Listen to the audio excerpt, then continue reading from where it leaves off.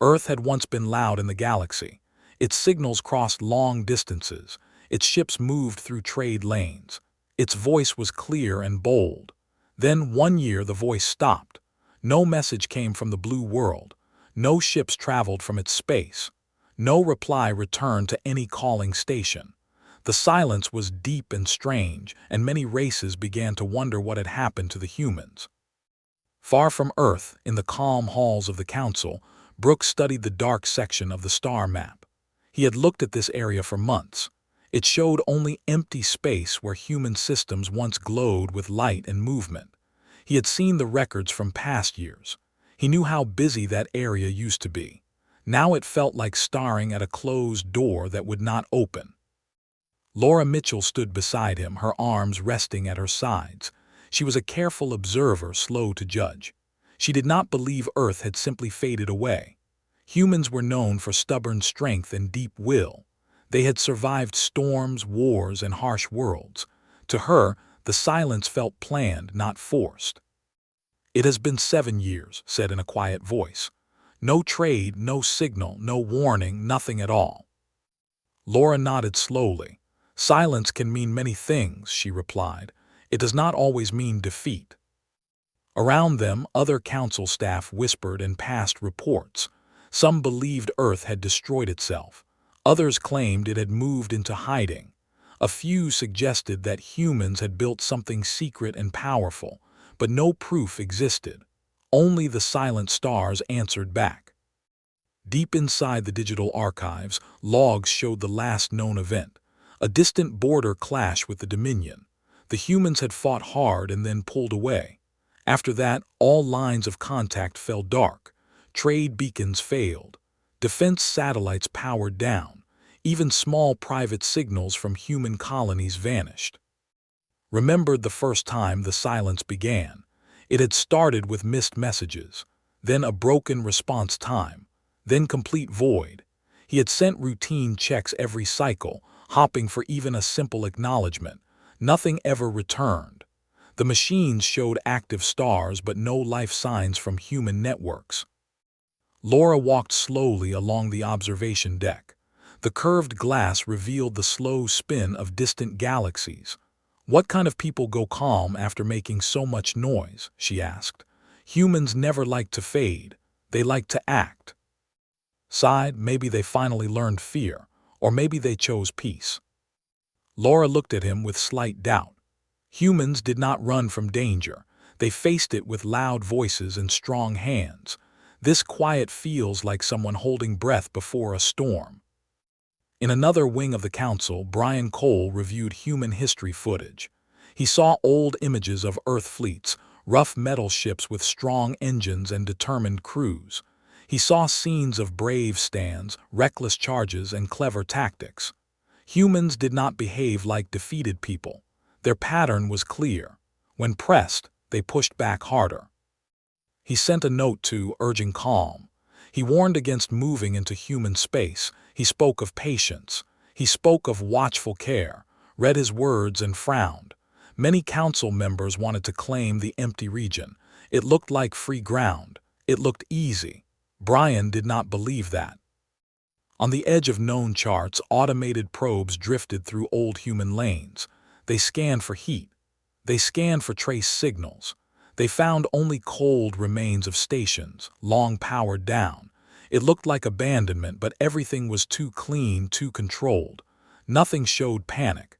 It felt like a curtain drawn on purpose. Back in the central hall, and Laura watched another update scroll across their screen. 7 years confirmed. No activity spike. No minor echo. Still nothing. The quiet almost felt heavy, like stone pressing on open space. "If they are gone, we should know by now," said. "No species disappears without leaving cracks." Laura folded her hands, and humans always left marks, big ones. In a quiet corner of the station, younger analysts passed rumors. They spoke of hidden shipyards. They spoke of deep space labs. They spoke of silent training grounds. Many laughed at these ideas. Still, a small tension lived in their voices. No one truly believed Earth was weak.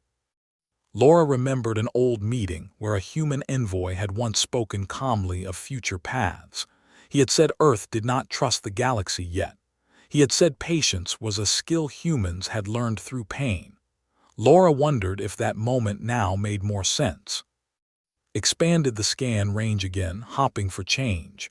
The display stayed dark. Only distant stars flickered without pattern. He leaned back and closed his eyes for a moment.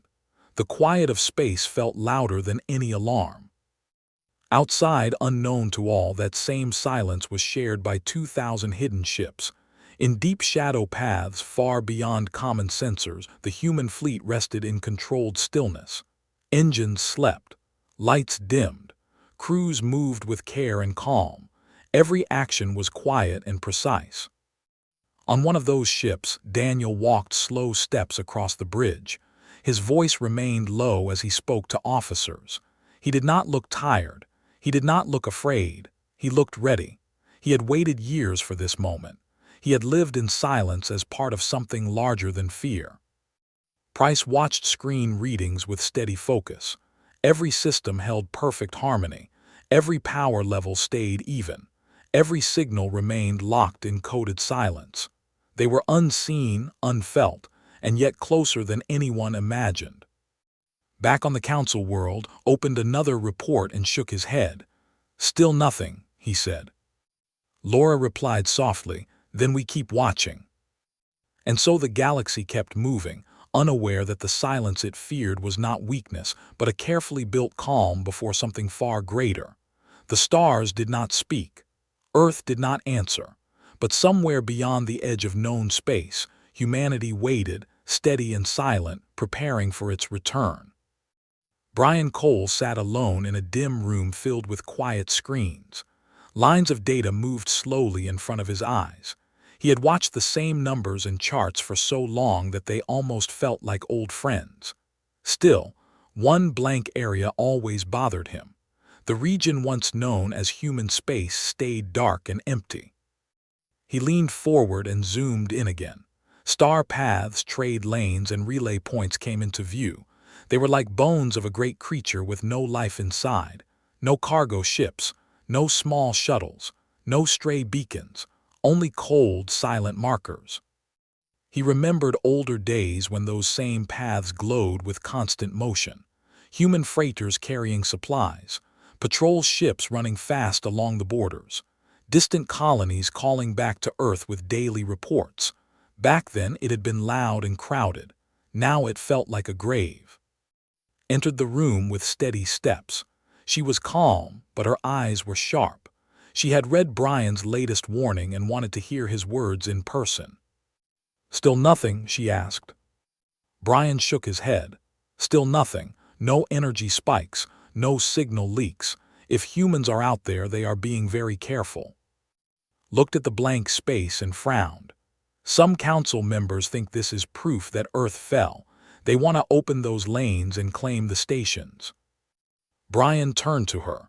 "If we move in and humans are not gone, we may step into something we do not understand. They do not act like a broken people. They act like people who chose silence." Let his words settle. She knew his record. He was not a man who feared shadows.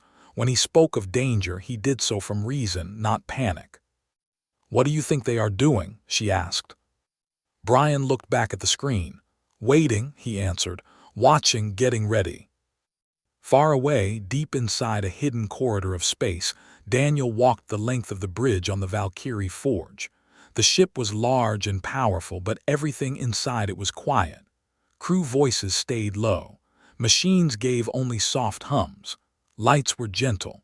It felt more like a place of prayer than a place of war. He stopped beside a large display that showed the other ships in the fleet. 2,000 icons sat in perfect order, like a cloud of steel and fire frozen in place. Each ship waited inside its own hidden pocket of space, locked together by precise timing. Price stood at the control console, checking each status row. Her fingers moved in small, smooth motions. She did not rush. There was no room for error. "Fleet power levels are stable," she said.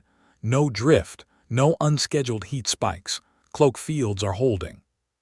Daniel nodded. Any leaks? None, replied. We are colder than the dark around us. He let out a slow breath. In this strange corridor they used new paths, roads built through folded layers of dark matter. The work had taken years. Many crews had lived and trained in silence while engineers shaped routes that normal sensors could not see. The fleet moved along these paths like swimmers moving under ice, unseen from the open air above. Daniel remembered the day Earth had ordered the retreat. Human systems had shut down lines one by one. Civilian ships had been pulled back. Outer colonies had been quietly emptied or hidden. It had not been a collapse. It had been a slow, careful drawing in, like the tide sliding away from shore. Back on the council station, Brooks joined Laura Mitchell in the observation hall. A large window showed the swirl of a bright nebula in the distance. The light drifted and shifted in soft colors. I spoke with Brian, said. He still believes Earth is choosing this. He thinks they are planning something big. Laura kept her eyes on the stars. He is not wrong to be cautious, she said. Humans were never simple. They liked to surprise. They liked to turn loss into fuel. Gave a small, tired smile. And yet we sit here and guess. We still have no proof. Laura turned to him. Sometimes the lack of proof is its own message. They know we watch them. They know we send probes. They know we ask questions. And yet we learn nothing. That means they are not letting us see. He thought about that. So you think they are still strong? I think they are still themselves, she replied. And that should be enough to make every empire nervous. In another part of the council station, smaller races came together in a round hall to speak. Many of them had suffered under larger powers. They had looked to humans as a potential balance once, but now they were unsure. Without human trade and support, they felt more alone. A representative from a small mining world asked the same question many had asked before. If Earth does not speak, how can we trust them? How can we wait for ghosts? An elder replied, sometimes it is better to wait for the unknown than to rush into a false safety. If we move into their space and they return with anger, we may regret our impatience. The hall filled with low murmurs. No one liked fear, but they liked uncertainty even less. Far away, inside the human fleet, life moved with a slow, strict rhythm. Crews trained every day. They woke, worked, and rested on fixed cycles. They ran simulations of battles again and again. They practiced silent mobilization, meaning they could ready for war without sending one stray signal into known space. In a long training room on the Valkyrie Forge, a group of younger officers listened as Daniel spoke to them. His voice was calm and clear. His words were simple. You all know why we are here, he said. The galaxy watched us for years. It judged us. It tested us. It tried to shape us. Now it thinks we are gone, but we are not gone. We are quiet. That is different.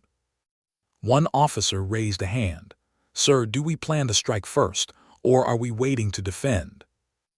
Daniel shook his head. We are not here to smash blindly into old enemies. We are here to choose our moment with care. When we move, it will not be from fear. It will be from purpose. This fleet is not a scream. It is a statement. Stood near the back listening. She had heard him speak like this many times. Each time it reminded her why she had stayed. Life in the silent fleet was hard and lonely. There were no open ports, no families aboard, no cities outside the windows. Only dark space and the heavy weight of duty. But she believed in the idea behind it. Later she joined Daniel by the main screen.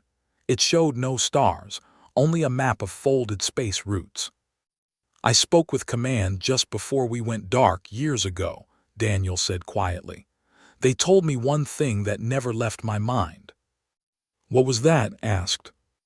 They said, we are done reacting to what the galaxy throws at us. This time, we will set the rules. Looked at the map and nodded. Then we wait until the right moment to show them. On the council station, met with other leaders in a tight circle room. The air was tense.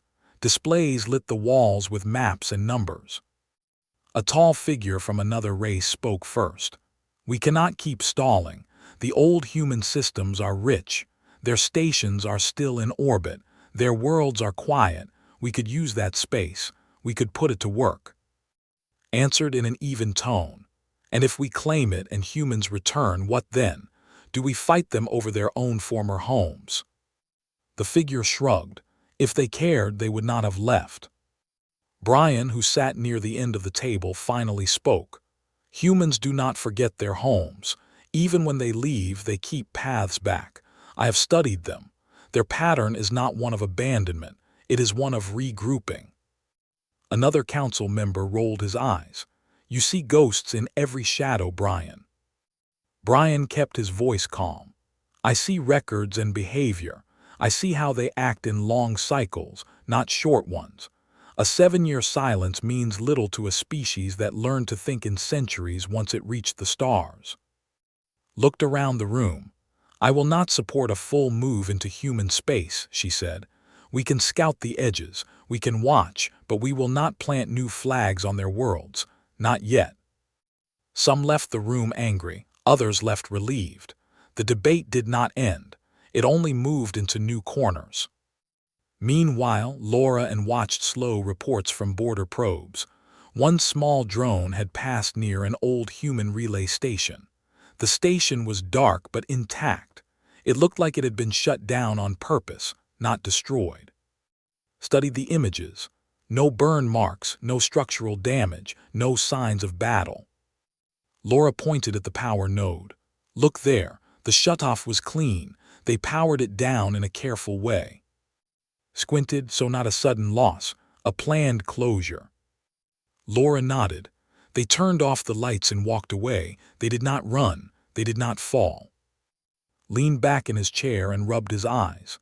"If that is true, our whole picture of this silence changes." She gave a faint smile. "It was never a grave, it was a locked door." Out in the dark corridors, the human ships drifted in their hidden path. Sometimes, when crew members had a few moments alone, they stood by small observation windows.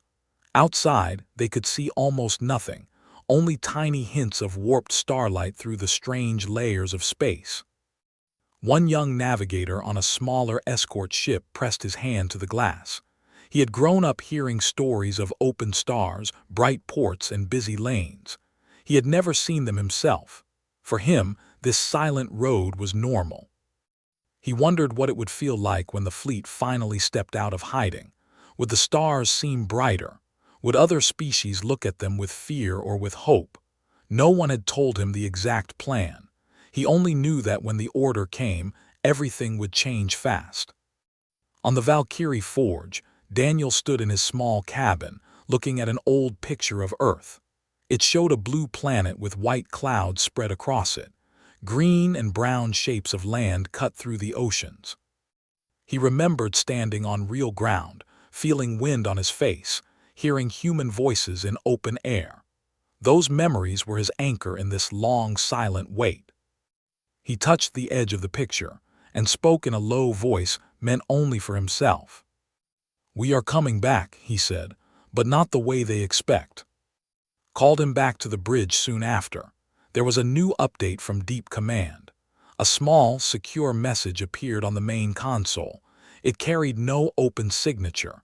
Only those with the right keys could read it. Unlocked it and read aloud. "Fleet status request confirmed," she said. "Command reports increased pressure on smaller allied worlds near the frontier. Empire fleets are testing borders. They believe humanity is gone." Daniel's jaw tightened. "They are moving into the gap we left." "Yes," said. "Command instruction, maintain silence, complete readiness. Await final trigger." Daniel nodded once. "Then we keep holding the line out here, even if no one can see it." Back on the council station, distant reports matched the message.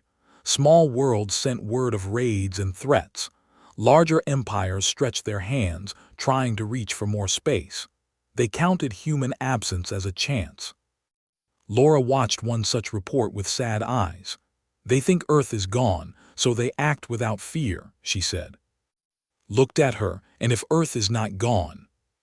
She answered slowly. Then they are building a future problem for themselves, one step at a time. In the quiet of his room, Brian added new notes to his file. He wrote that the longer the silence lasted, the more others would try to fill it. He wrote that if humans returned with strength, they would not find an empty stage. They would find a crowded, tense border.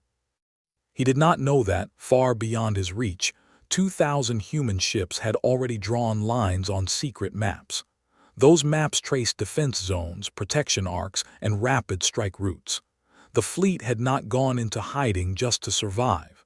It had gone into hiding to choose its moment. As the cycles passed, the mood in the galaxy shifted.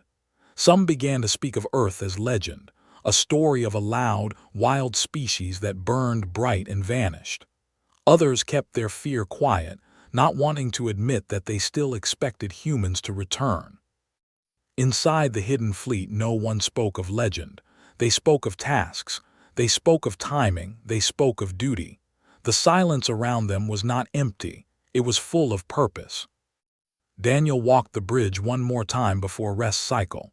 He looked at each station, each focused face. We are the answer to a question the galaxy has not finished asking, he said softly. Heard him and met his gaze. And when they ask loud enough, we will appear, she replied. The Valkyrie Forge and its sister ship stayed dark and still, like a storm held tightly inside a closed hand. In distant council halls and crowded markets, people argued, worried, and guessed about human fate. None of them knew that the silence they feared was about to shape everything. For now, though, Earth remained quiet.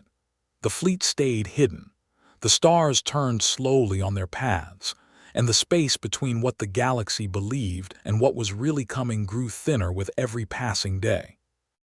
Daniel stood at the main display as new data flowed across the screen. The deep command signal had grown stronger, clearer, and more direct. It carried weight, not just information. He felt it in the tight set of his shoulders and in the quiet focus of every crew member around him. Price read the incoming code line by line. Her eyes moved fast, but her voice stayed calm. Command confirms border pressure has reached critical levels.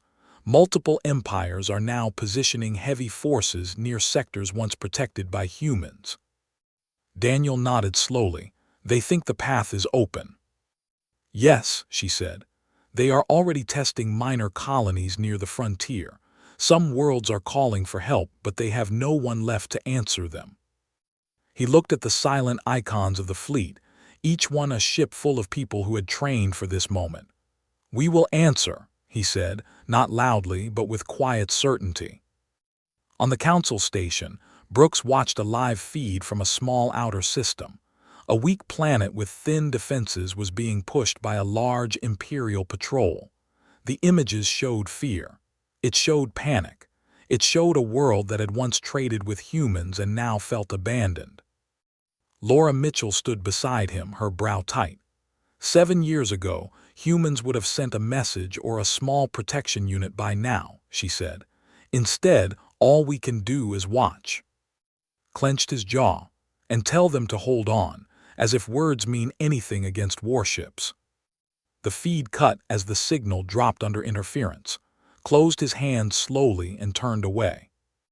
In the same cycle, Brian Cole received reports from 3 more systems. Each told a similar story. Old human allies were being pressed, taxed, or threatened.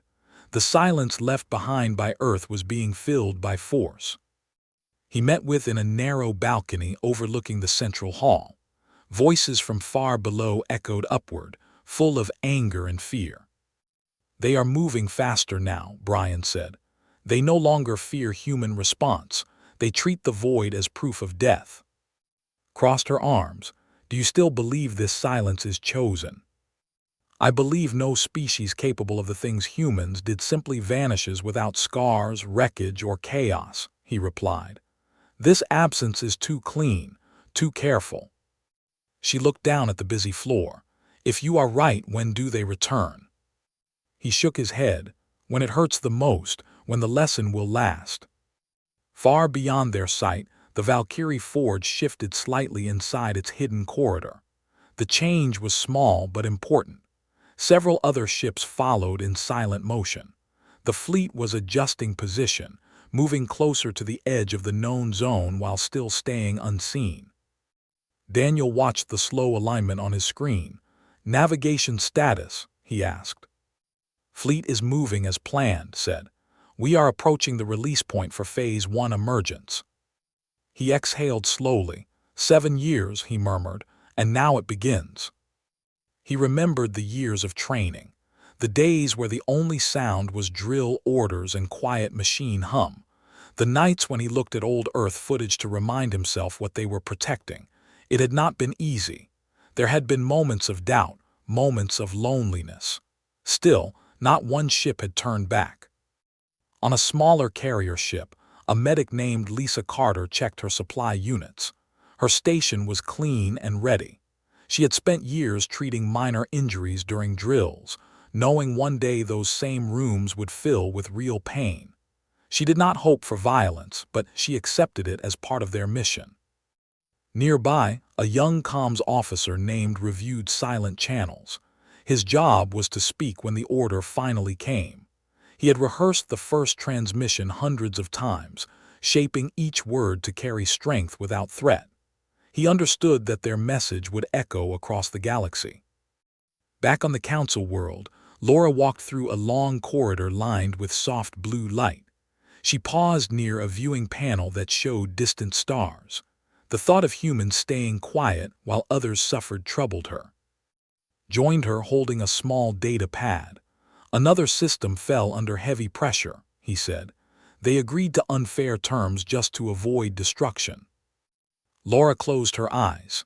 If humans return now, they would walk into a broken field, but maybe that is the point. He nodded, to show that silence has a price. Elsewhere in the fleet, Daniel met with senior officers in a round planning room. A large projection showed the border zones and nearby star clusters. "We will not strike blindly," he said. "We will appear where fear has grown strongest and where protection is most needed. Our presence alone must change the balance." One officer asked, "Do we engage if we are attacked?" Daniel answered without pause. "We defend, we protect, we show strength, but we do not become what we stand against. This fleet is not just weapons. It is a signal that humanity still stands." Added, "Our arrival will be visible across most relay networks. Once we break cloak, the truth will spread faster than any weapon." The officers nodded. They had waited long enough for these words. The next cycle began with a small but critical shift. A narrow opening point, hidden in warp space for years, slowly unlocked. Energy patterns changed around the Valkyrie forge. Other ships followed the same change. It was like a great door beginning to unlock. Watch the readings with full focus. Cloak field pressure stable, transition zone forming. Daniel kept his gaze forward. Hold formation, no premature pulses. On the Council station, suddenly noticed a faint distortion on the deep scan display. It was not a signal. It was a ripple. Space itself bent slightly near an area once linked to human lanes. "Laura," he said, leaning forward, "do you see that?" She stepped closer. "That is not normal drift." "No," he agreed, "it looks like movement." Within minutes, the disturbance became more clear, still silent but no longer empty. Sensors struggled to lock onto it. Brian received the same notice and hurried too. "There is activity near the old human boundary," he said. "Not hostile signals, just presence." Straightened, "Are you saying?" "I am saying the door may be opening." As word spread, the council hall filled with nervous motion. Screens came alive with fresh data. Distant races turned their attention toward the same point in space. Something was stepping out of the shadows. In the fleet, Daniel felt a low vibration pass through the hull. Not a warning, a change. He knew that feel well. It was the sound of transition, of moving from hidden to seen. Phase 1 emergence confirmed, announced. External visual exposure in 30 seconds. The bridge grew still. No one spoke. No one moved more than needed. The silence now was not hiding, it was control. On external cameras, faint shapes began to form. Not stars, not debris. Massive outlines of metal and energy pushing through folded space. Counted softly, 20 seconds. Daniel rested his hands on the edge of the command console. His face showed no fear, only resolve. 10 seconds. Far away, Brooks sat frozen as the distortion burst open into clear structure. One shape became 5, 5 became 50, and then more. Sleek forms with sharp lines and glowing edges slid into visible space. "What is that?" someone whispered behind him. Laura stared wide-eyed. "Those are ships." More and more emerged, rows upon rows forming perfect order. There was no chaos, no random drift. Every vessel aligned with calm purpose. Human design breathed, "They are back." On the bridge of the Valkyrie Forge, the final cloak layers fell away. Stars reflected off armored hulls. Engines warmed from silent sleep. Turned to Daniel. Visual exposure complete, fleet now fully present in known space. He gave a single, firm nod. Initiate broadcast readiness. The comms officer took position. His screen opened to a galaxy-wide relay path. The channel was still silent, waiting for the first human word in 7 long years. Outside, 2,000 ships now filled the void. The size of the formation bent light and shadow. Remote systems picked up the sudden presence and sent alerts with growing urgency. Panic and awe spread hand in hand. On the council world, stood in the main hall as a massive live feed showed the fleet. Gasps rose around her. Some stepped back as if the ships could reach through the screen. "They never left," Brian said quietly. "They waited." Laura felt her heart race. "This is not a retreat force," she said. "This is a statement." Nodded slowly. They were silent so the galaxy would hear them now. On the Valkyrie Forge, Daniel gave the final signal to "Open Channel." Took a slow breath and activated the broadcast. His voice carried steady strength as it traveled across space. "This is the human fleet. Earth still stands. We have not come to claim what is not ours. We have come to restore balance and protect against those who believe silence means weakness."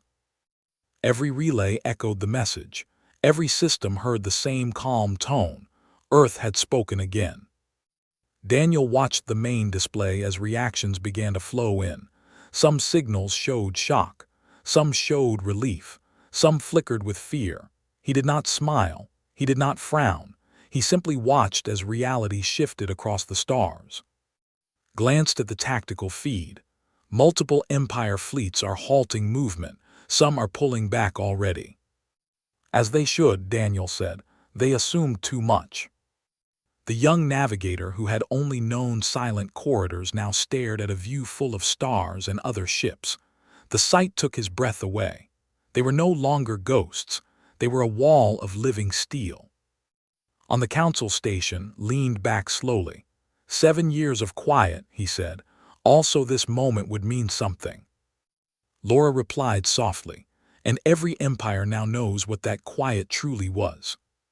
The fleet held position, not advancing, not firing.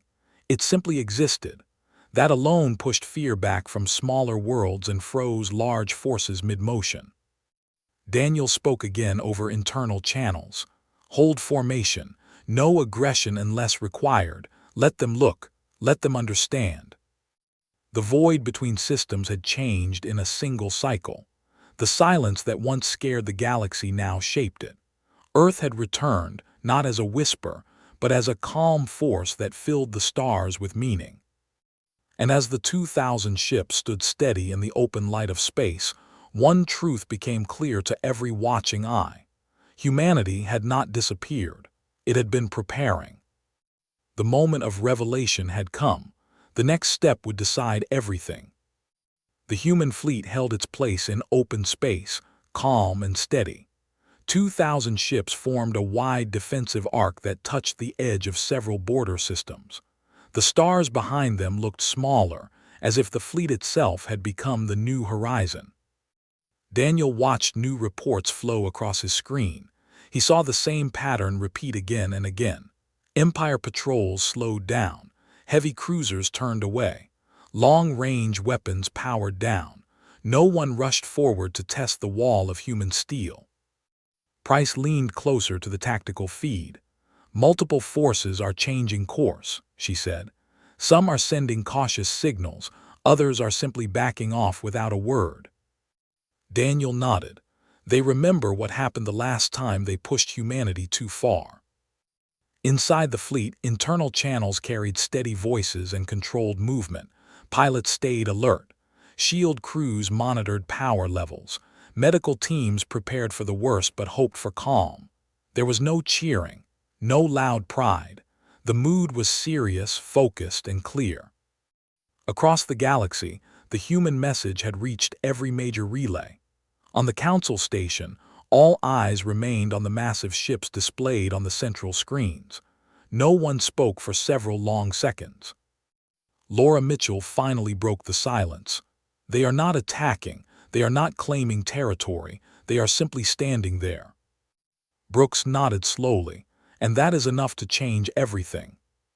Turned to Brian Cole. "You were right," she said quietly. "This silence was not weakness." Brian did not look proud, he looked thoughtful. "No," he replied, "it was control." A smaller system, one that had been under heavy pressure only hours before, sent out a trembling message. It carried relief and disbelief in equal measure. They had expected abandonment. Instead, they now saw protection. Daniel received the message on a private channel reserved for Allied communications. He listened to the weak voice of their representative, who thanked Earth for returning. The words were simple but full of emotion. Daniel responded with care. "We never left you to be alone," he said. "We stepped back to prepare so that when we returned, our presence would last." On a nearby Imperial flagship, a nervous commander studied the same human formation. He had once believed the void meant opportunity.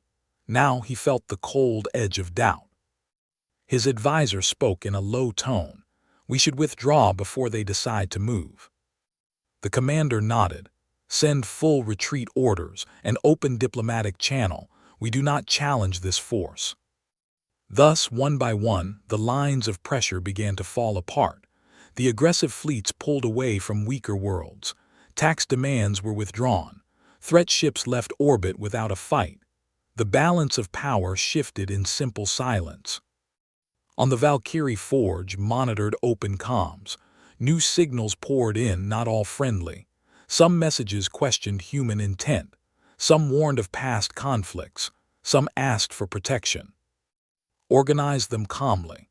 He passed what mattered to Daniel without noise or haste. Years of quiet training had made moments like this feel steady. Daniel addressed the fleet over internal channels. "We will not chase those who retreat," he said. "We will not strike those who stand down. Our purpose is clear. We stand for stability. We stand for those who cannot stand alone."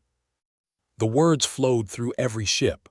Crew members felt the meaning settle deep inside. They had not trained for revenge. They had trained for presence.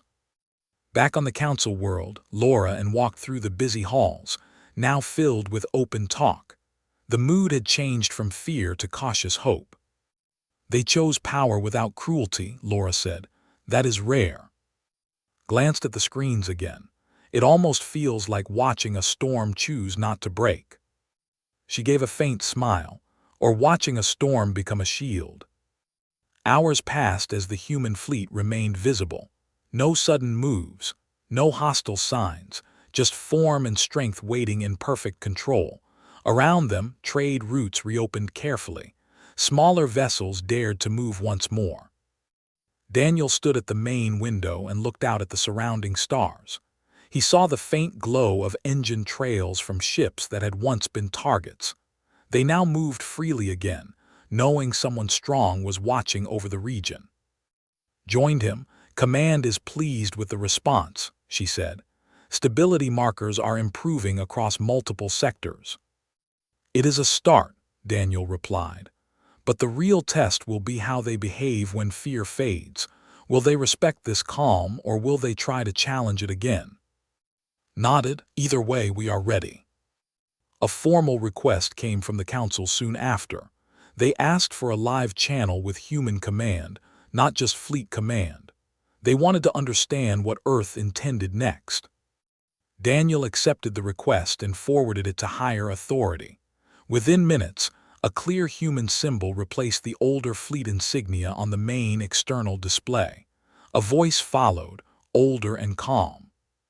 "This is Earth Command," the voice said. "We acknowledge the Council's call." Stepped forward into the shared feed. "For years, we believed Earth had turned away from us," she said. "Now you return with overwhelming force yet choose restraint. Can you explain why?" The response was measured and direct. Because the old cycle was broken, reaction led to war, war led to loss, loss led to more fear. Earth stepped back to rebuild, to rethink, and to shape a path that did not end the same way. The hall fell quiet as the meeting spread. "We did not hide because we were afraid," the voice continued. "We hid so that when we returned, our presence would end fights before they began.